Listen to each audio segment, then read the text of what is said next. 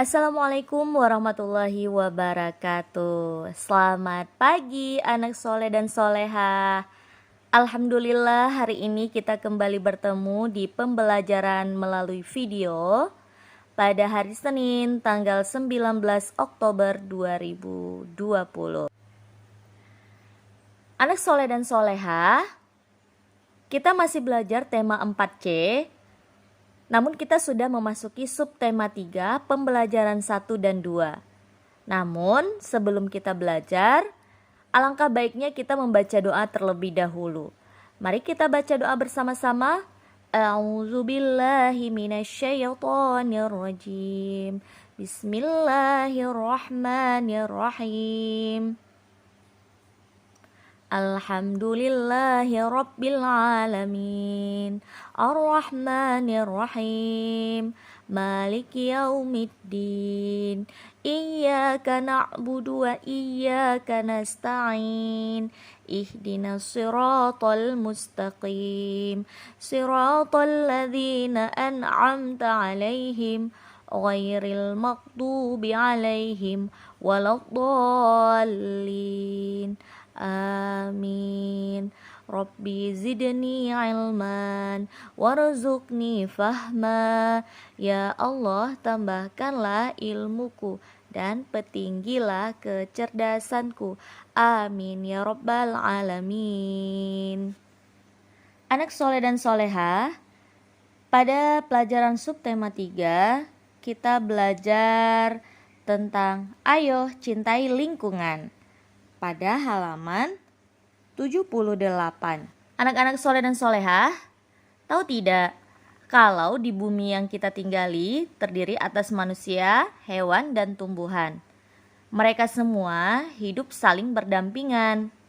Ada yang masyarakatnya tinggal di pedesaan, ada juga yang tinggal di perkotaan. Nah, kemudian kita belajar tentang manfaat sumber daya alam di sekitar. Pedesaan dan perkotaan merupakan wilayah yang berbeda suasana. Suasana di perkotaan lebih ramai dibandingkan di pedesaan. Biasanya di perkotaan dijadikan pusat industri, banyak gedung dan pabrik. Sedangkan di pedesaan suasananya lebih sejuk dan tenang, dan biasanya dimanfaatkan untuk bidang pertanian.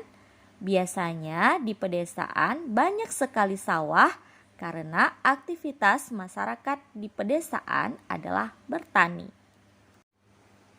Next, kita belajar tentang ciri-ciri hewan yang terawat dan tidak terawat. Apakah itu ciri-ciri hewan yang terawat dan tidak terawat?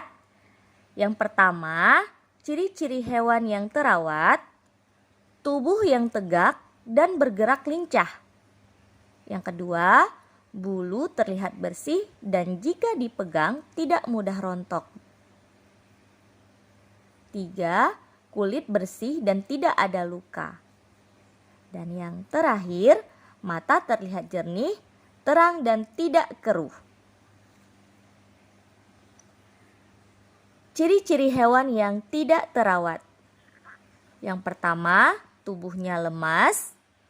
Kedua, bulu terlihat kusam dan mudah rontok. Ketiga, kulit terdapat luka. Dan yang terakhir, mata berair dan bernanah sehingga terlihat keruh. Next, anak soleh dan soleha, berikut Bu Rara akan menjelaskan pentingnya peduli lingkungan. Jika di rumah kalian banyak tumpukan sampah, apa yang kalian rasakan? Pastinya tidak akan nyaman untuk bernafas, bukan? Karena baunya, sampah tersebut dan lingkungan akan terlihat kotor. Oleh karena itu, kita sebagai makhluk yang hidup berdampingan dengan hewan dan tumbuhan harus atau wajib merawat lingkungan agar dapat memberikan manfaat. Contohnya, jika kita tidak merawat tumbuhan, maka tumbuhan tersebut akan layu dan ditebang. Jika ditebang, maka tidak ada tumbuhan untuk menghasilkan oksigen yang bersih untuk kita bernafas. Baik, berikutnya kita akan pelajari tentang melakukan wawancara secara berkelompok. Menyusun daftar pertanyaan wawancara dilakukan sebelum melakukan wawancara. Daftar pertanyaan sebaiknya diurutkan dari yang umum sampai yang khusus. Kemudian gunakan kata tanya yang sesuai dengan hal yang ingin ditanyakan. Setelah itu, ajukan pertanyaan kepada narasumber secara urut dari tahap pembukaan, inti, dan penutup. Berikut contoh pembuatan laporan hasil wawancara secara berurut. Yang pertama ada topik wawancara.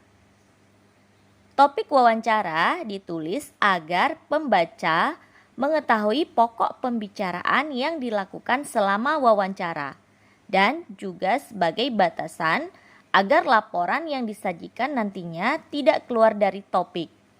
Contohnya, kerja bakti sebelum menghadapi musim hujan. Artinya, hal-hal yang akan dibicarakan adalah tentang kegiatan kerja bakti. Tujuannya dilakukan kerja bakti, kemudian orang-orang yang terlibat, dan yang terakhir adalah dampak yang akan terjadi jika tidak dilakukan kerja bakti. Kedua, narasumber. Narasumber ditulis agar pembaca mengetahui siapa yang memberikan informasi terkait topik wawancara. Contohnya, orang yang dapat dijadikan narasumber untuk kegiatan kerja bakti tersebut antara lain Ketua RW, Ketua RT, petugas dinas kebersihan, atau beberapa tokoh masyarakat. Ketiga, pewawancara. Pewawancara ditulis agar pembaca mengetahui siapa yang melakukan kegiatan wawancara terhadap narasumber. Keempat, waktu dan tempat. Waktu dan tempat ditulis agar pembaca mengetahui kapan dan di mana kegiatan wawancara dilakukan. Contohnya, kegiatan kerja bakti dilakukan pada hari Minggu 17 Oktober 2020. Kelima, hasil wawancara. Hasil wawancara ditulis agar pembaca mengetahui isi pembicaraan yang dilakukan dengan narasumber selama kegiatan wawancara. Hasil wawancara lebih baik ditulis dengan kosakata baku dan kalimat efektif agar pembaca mudah memahami isi laporan. Dan yang terakhir, yang keenam, kesimpulan. Kesimpulan ditulis agar pembaca mengetahui gagasan akhir dari akhir kegiatan wawancara. Artinya, hal-hal yang dapat diutarakan setelah kegiatan wawancara berakhir, kesimpulan sebaiknya ditulis dalam bentuk paragraf. Anak soleh dan soleha, berikutnya kita akan belajari tentang hak dan kewajiban terhadap lingkungan. Nah, apa itu hak terhadap lingkungan? Hak kita terhadap lingkungan adalah tinggal di tempat bersih. Nah, tinggal di tempat yang bersih merupakan hak setiap orang. Apabila salah seorang tidak peduli terhadap kebersihan lingkungan, maka orang tersebut telah mengambil hak orang lain. Dan kewajiban kita terhadap lingkungan adalah menjaga kebersihan lingkungan. Anak soleh dan soleha, pelajaran yang terakhir hari ini adalah montase. Sebelumnya kita sudah mempelajari tentang kolase dan mozaik. Hari ini kita harus tahu apa itu montase. Montase adalah karya seni yang dibuat dengan cara memotong gambar-gambar objek dari beberapa sumber. Kemudian ditempelkan pada suatu bidang sehingga menjadi kesatuan karya seni. Biasanya dibuat dari bahan-bahan majalah atau koran. Kelebihan karya seni montase ini adalah dapat mengembangkan imajinasi dalam menggabungkan beberapa gambar menjadi satu kesatuan yang menghasilkan sebuah cerita. Berikut contoh karya seni montase. Anak soleh dan soleha, pelajaran kita hari ini hanya sampai di sini dulu. Insya Allah esok hari kita akan kembali bertemu dengan via Zoom. Insya Allah ilmu kita ini bermanfaat untuk kita semua. Dan jangan lupa anak soleh dan soleha mencatat hal-hal yang penting. Satu lagi, jangan lupa sholat, mengaji, dan patuhi kedua orang tua. Baik, Ibu Rara akhiri. Wassalamualaikum warahmatullahi wabarakatuh. See you.